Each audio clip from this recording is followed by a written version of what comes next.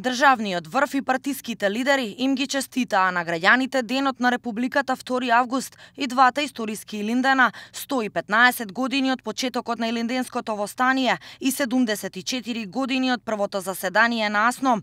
Новоговорите не изостанаа пораки за референдумот, како и пофалби и критики за договорот со Грција.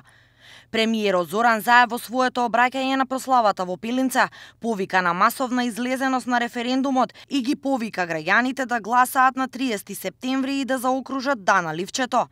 Во голем дел од своето обраќање Заев се осврна на договорот со Грција кој го нарече патриотски. Договорот го потврди и заштити македонскиот идентитет. Договорот го гарантира правото да се определуваме како македонци. Нема повеќе оспорување.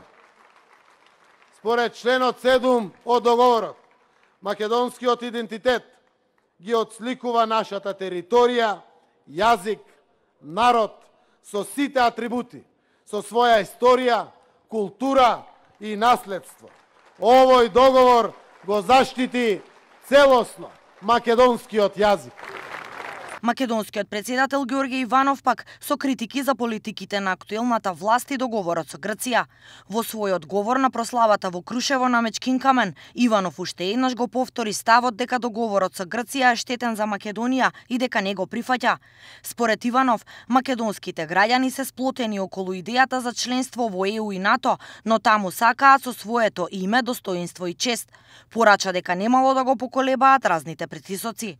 Ниту еден поединец од ниту една генерација нема право да тргува со тоа име и со тој идентитет.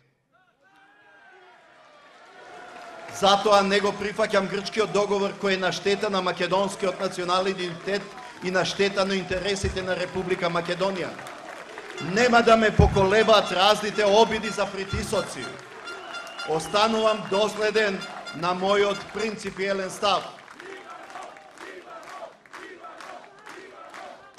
Председателот на Собранието Талат Џафери пред споменикот на Методија Андонов Ченто во Скопје во своето обраќање по повод прославата на Денот на Републиката нагласи дека Македонија и сите граѓани се пред судбоносна одлука. Во својот говор проткаен со пораки за одлучувачкиот референдум, Џафери порача на опозицијата да превземе дел од одговорноста. Актуелната власт и парламентарното мнозинство покажаа дека се подготвени да ја превземаат одговорноста за иднината на државата и на граѓаните. Од тука ја повикуваме и опозицијата да превземе дел од одговорноста која што и припаѓа за иднината на државата и граѓаните. Затоа, денеска кога ги одбележуваме двата Илиндена и кога изразуваме неизмерна почит и благодарност до сите илинденци, би сакало до ова место да апелирам до сите граѓани на Република Македонија, до сите лидери на политичките партии и до сите мои колеги пратеници од мнозинството и опозицијата, да бидат вистински одговорни и визионерски и со моќта на својот глас да го поддржуваат исполнувањето на договорот со кој ќе се исполни стратешката цел членство во Европска Унија и НАТО.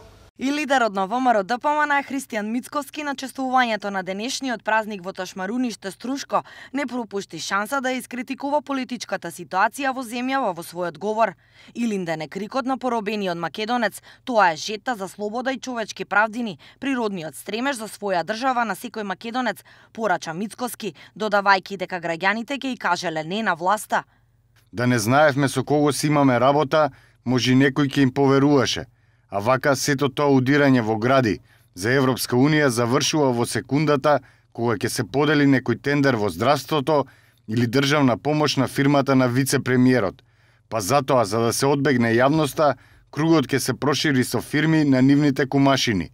Или кога вице-премиерката така поради добро расположение со државен хеликоптер ќе одлета на ручек, додека во болниците имаме недостаток на инкубатори за новороденчиња и имаме недостаток од амбулантни возила, и кога полицајци и војници пешки го обезбедуваат теренот, затоа што возила нема. Европската Унија не почитува такви политичари. Председателот на ДУИ Али Ахмети изјави дека 115 годишнината од Илинденското востание во Крушево не наоѓа поблиску од кога било до реализирање на вековните стремежи за слобода, мир и еднаквост. Македонци, албанци, власи и други се обединија во борбата за правата кои што им беаускратени. Со визија за иднината и еднаквоста како почетна мисла, тие ги поставија темелите на нашето денешно општество. И денес, како и пред 115 години, заедно ја градиме државата со преродбенички дух кој што ја определи нашата припадност кон Западот, се наведува во писмената изјава до медиумите на Ахмети.